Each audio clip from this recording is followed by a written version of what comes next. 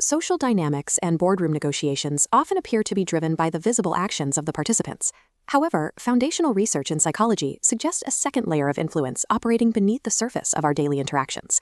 It is a common assumption that persuasion is a matter of superior logic, the presentation of pristine data, or the presence of natural charisma. Many successful interactions actually target biological shortcuts in our social programming. These techniques bypass the analytical brain, focusing instead on ingrained responses that are difficult to consciously resist. There are 5 validated techniques that appear counterintuitive from a logical perspective, yet produce consistent results across various social settings. Understanding these mechanisms changes the definition of power. It moves away from the friction of a direct argument and toward the subtle adjustment of another person's perception.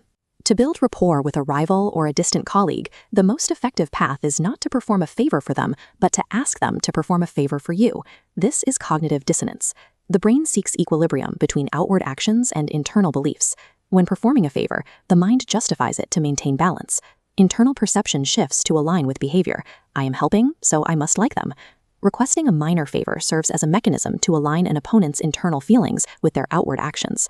Similar principles apply to the structure of a request. One effective strategy involves leading with an intentionally large favor that is certain to be rejected. This is known as door in the face. By following a rejection with a smaller goal, you trigger reciprocity, causing concession.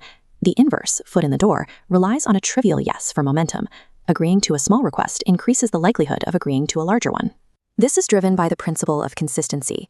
To protect their self-image as a helpful or agreeable person, the individual will act in ways that remain consistent with their previous actions. In both scenarios, the initial request acts as a tool to calibrate the target's compliance reflex, rather than being the objective itself. Influence is also exerted through passive presence. The Zeigarnik effect suggests that to maintain someone's attention, you should stop the flow of information before it is finished. An unfinished story or a delayed conclusion creates mental preoccupation. The brain experiences tension when a task is left incomplete, making the target more attentive to the next interaction to find closure. This bypasses analytical defenses by shifting the focus from the content of the argument to a physical and psychological state of synchronization. This synchronization involves isopraxism, the mimicry of body language and speech patterns. This behavior targets the limbic system, which manages our social bonding. When you mirror someone's energy or posture, their brain begins to classify you as part of an in-group rather than a threat. Intentional silence and physical echoes often carry more weight with the primitive brain than the most articulate verbal argument. While we often view our choices as autonomous, these techniques demonstrate that social behavior follows predictable patterns. However, the effectiveness of these methods relies on their invisibility to the target.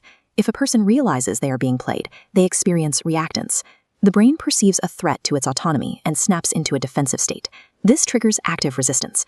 To regain control, the target doubles down on their opposition. Deploying these techniques requires high emotional intelligence. Without an ethical foundation, these tools lead to the destruction of rapport and a permanent loss of trust. Influence is a neutral instrument. Understanding its mechanics provides a way to build genuine rapport and serves as a defense against those who would use these patterns for harm.